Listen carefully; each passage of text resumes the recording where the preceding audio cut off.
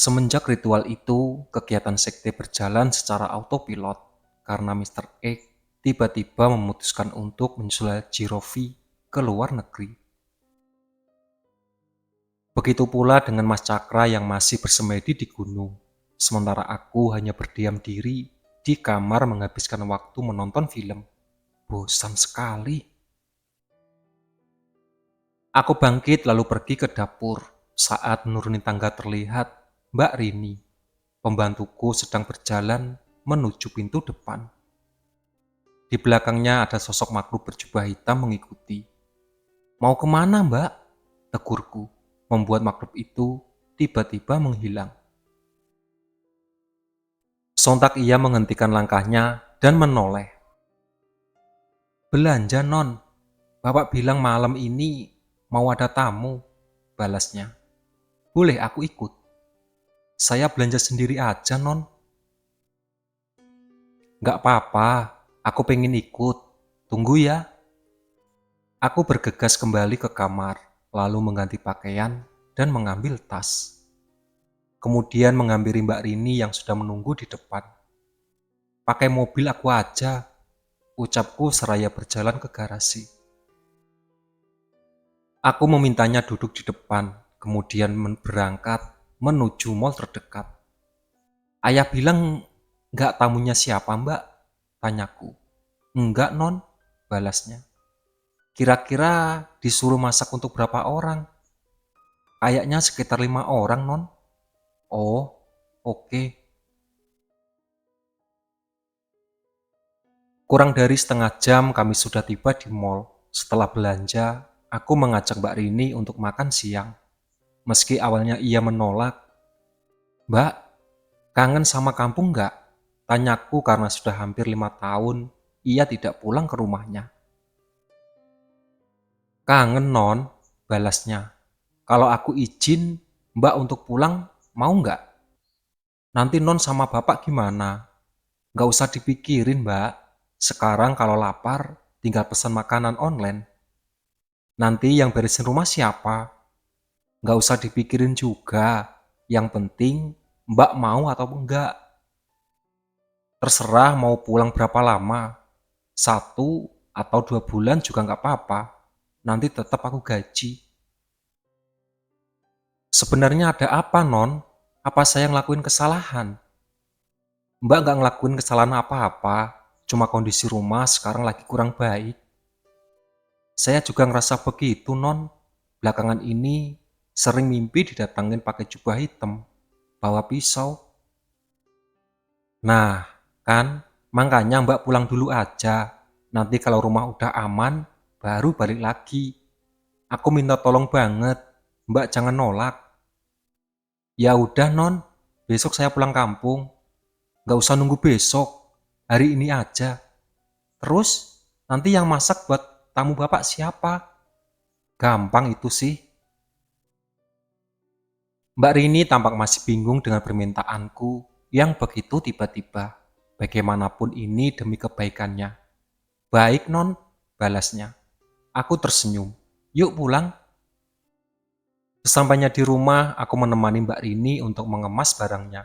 Kemudian menyerahkan sejumlah uang untuk ongkos dan biaya hidup di kampung. Ini kebanyakan, Non, ucapnya. Gak apa-apa, pegang aja, balasku. Aku tunggu di depan ya, Mbak. Gak usah dianterin, Non. Saya bisa pakai ojek online. Aku anter aja, gak boleh nolak. Ucapku lalu berjalan keluar. Nyi Ambar sudah menunggu di dekat mobil. Ya, aku memang sengaja memanggil. Tolong, pastiin Mbak Rini aman sampai rumah ya, Nyi. Ucapku seraya masuk mobil. Iya, Nyi Ambar duduk di kursi belakang. Tak lama kemudian, Mbak Rini keluar sembari membawa tas besar. Kami pun berangkat menuju terminal. Setelah memastikan ia menaiki bus, aku bergegas pulang. Sekitar pukul 8 malam, ayah sudah pulang dari rumah. Bergegas, aku turun untuk menyambutnya. Rini. Ia berjalan keluar tengah sembari memanggil Mbak Rini. Aku menuruni tangga. Mbak Rini bilang ayah mau ada tamu. Nggak jadi. Padahal aku udah masak banyak. Kok kamu yang masak? Rini kemana? Ayah jangan pura-pura nggak tahu. Apa dia sudah meninggal? Belum? Loh, terus kemana?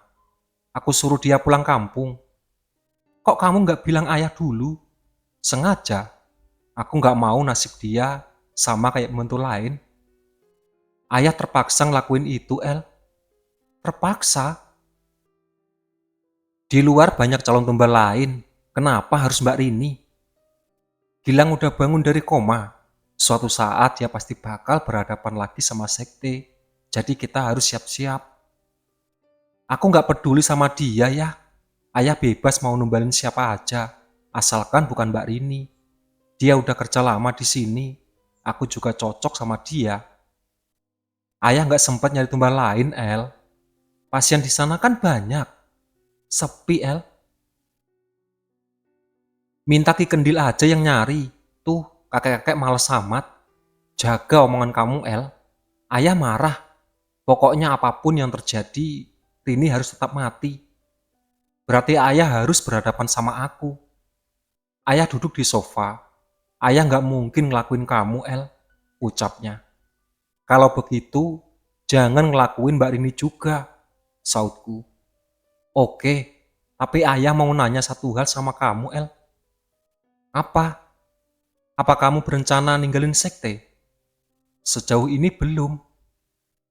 Jangan lakuin itu, El. Ayah takut kamu bakal diincar sama Mr. X dan Haji Rofi. Aku juga udah tahu itu ya. Sekarang sebagai gantinya, ayah mau kamu nyerahin satu tumbal malam ini juga. Aku nggak mau ya. Kamu harus mau.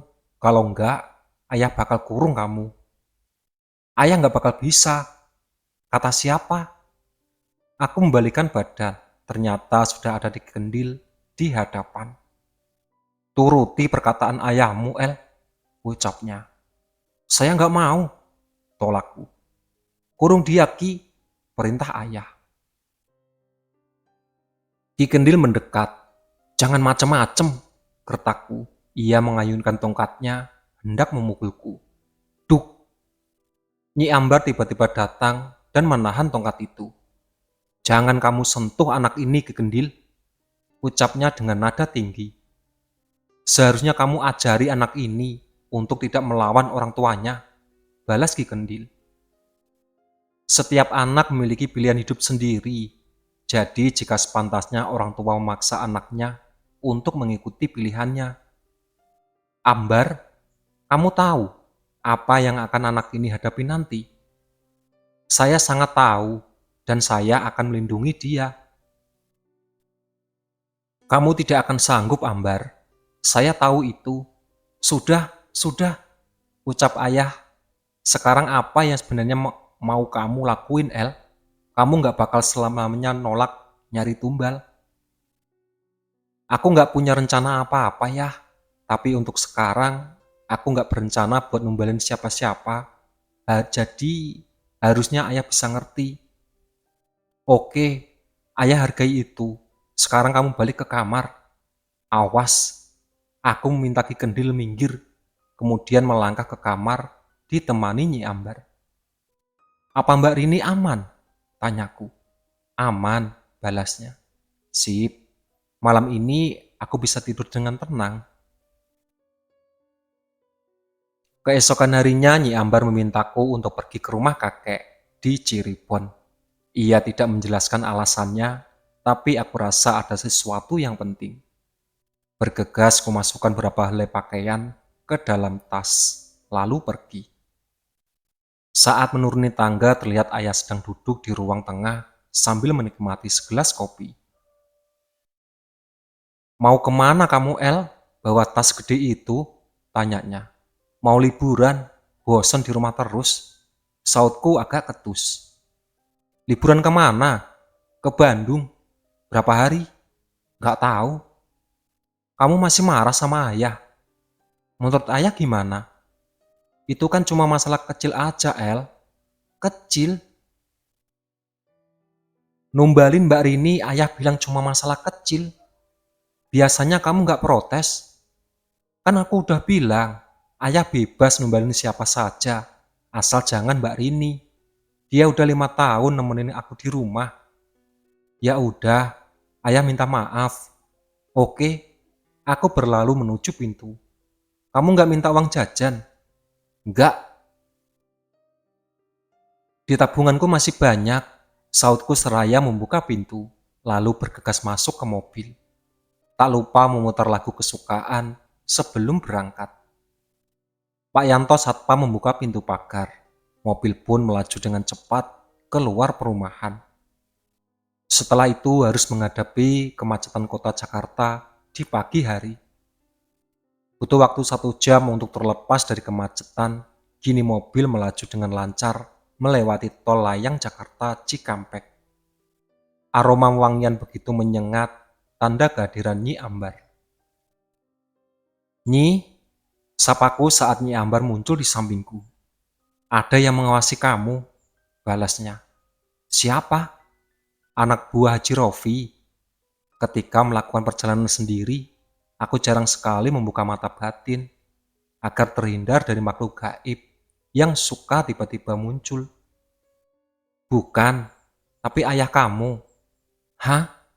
Ngapain? Kayaknya dia curiga kalau kamu tidak benar-benar pergi liburan. Ayah memang sangat pandai menerawang orang. Jadi sekarang harus gimana, Nyi? Tak mungkin aku membunuh mata-mata suruhan ayah. Itu malah membuatnya semakin curiga. Kamu jangan langsung ke Cirebon. Menginaplah 1 hari di Bandung. Mata-mata itu biar saya yang urus. Oke, Nyi. Aku bisa tenang selama Nyi Ambar ada di sampingku. Ia sangat cerdik untuk menyelesaikan masalah seperti ini. Tak terasa setelah 3 jam perjalanan, sudah sampai di Bandung. Bergegas membuka ponsel untuk mencari hotel terdekat. Apa dia masih ngikutin Nyi? Tanyaku saat terjebak macet di lampu merah. Masih, balas Nyi Ambar. Sesampainya di hotel, aku langsung membuka mata batin dan mengecek mata-mata yang dikirim ayah. Ternyata hanya jin lemah yang menyerupai manusia biasa. Ia sedang bersembunyi di atas pohon di luar hotel. Sebaiknya kamu pergi sekarang. Wajah Nyi Ambar sudah menyambutku saat bangun tidur. Sekarang? Aku meraih ponsel dan melihat jam pukul 6 pagi. Kepagian, Nyi. Dia sedang ada di luar. Aku menghela nafas. Malas rasanya harus mandi sepagi ini. Apalagi semalaman Bandung diguyur hujan. Sudah pasti airnya dingin. Oke deh. Aku bangkit dan bergegas mandi. Dengan tubuh agak menggigil dan perut koncongan, aku turun ke lobi. Beneran, udah nggak ada. Nyi udah cek semua area hotel, tanyaku. Iya. Aku melajukan mobil keluar hotel, lalu mencari restoran untuk sarapan. Setelah itu baru meluncur ke Cirebon, butuh waktu 3 jam setelah untuk sampai di rumah kakek. Sebuah rumah di tengah hutan, rumah yang bahkan tidak sebesar kamarku. Aku melangkah mendekati rumah, lalu membuka pintunya. Bau tak sedap menyeruak, membuatku melangkah mundur. Kemudian melirik Nyi Ambar yang dari tadi berdiri, mematung di dekat jendela. Masuk, tanyaku. Ia hanya membalas dengan anggukan. Aku kembali melangkah mendekat pintu, berusaha menahan napas dan melihat ke dalam.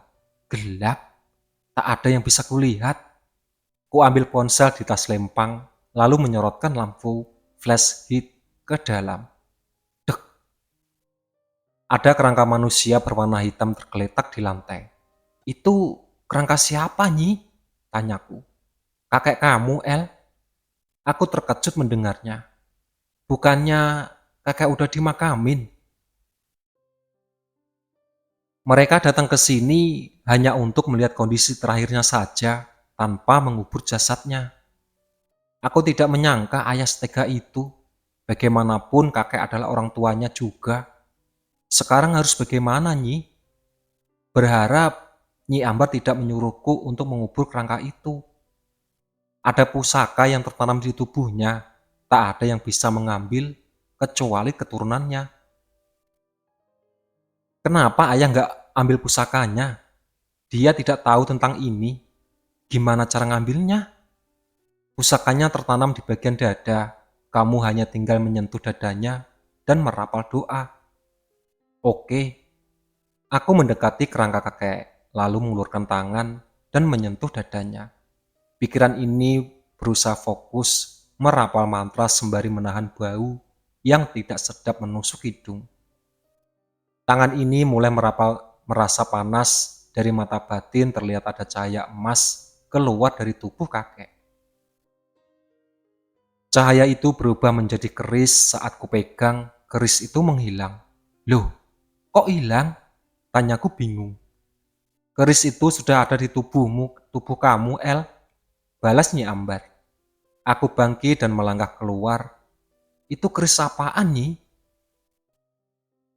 Keris Taming Sari, keris yang bisa meningkatkan kekuatan kamu berkali-kali lipat.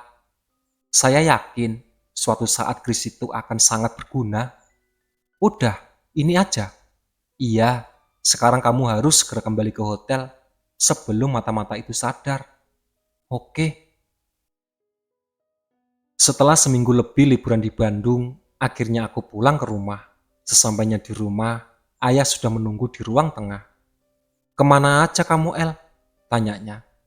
Selama liburan, aku sengaja mematikan ponsel. Keliling Bandung, balasku.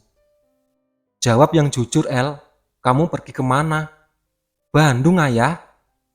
Aku agak meninggikan suara. Kamu nggak ada di Bandung. Ayah ikut meninggikan suara.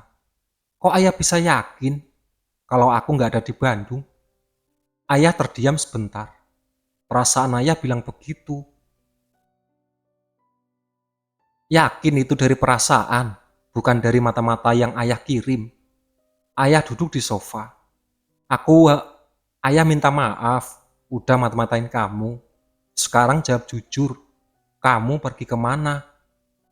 Aku keliling Bandung ya, sengaja minta Nyi Ambar buat halangin mata-mata itu, supaya nggak ganggu waktu liburan. Oke, ayah percaya sama kamu. Emang ayah pikir aku pergi kemana? Ayah takut kamu keluyuran gak jelas. Tapi denger Nyi Ambar ikut, ayah jadi tenang.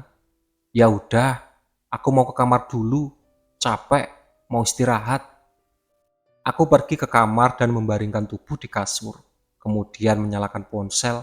Banyak pesan dan panggilan tak terjawab yang masuk. Salah satunya dari Madalena. Ia bilang kalau Gilang sudah pulang ke rumahnya. Mereka akan mulai bergerak, sebaiknya kamu siap-siap, El. Ucapnya Ambar. Bukannya itu tugas Mas Cakra. Aku belum mendapatkan kabar kalau Mas Cakra sudah menyelesaikan pertapaannya. Iya, tapi selama Ansel dan Madalena ada di kota ini, mereka pasti akan melakukan sesuatu pada Gilang. Apanya yakin? Sangat yakin. Sebaiknya kamu harus bergerak cepat. Baiklah. Itulah sahabat cerita dari Sekte Para Pencari Tumbal. Ditunggu part selanjutnya.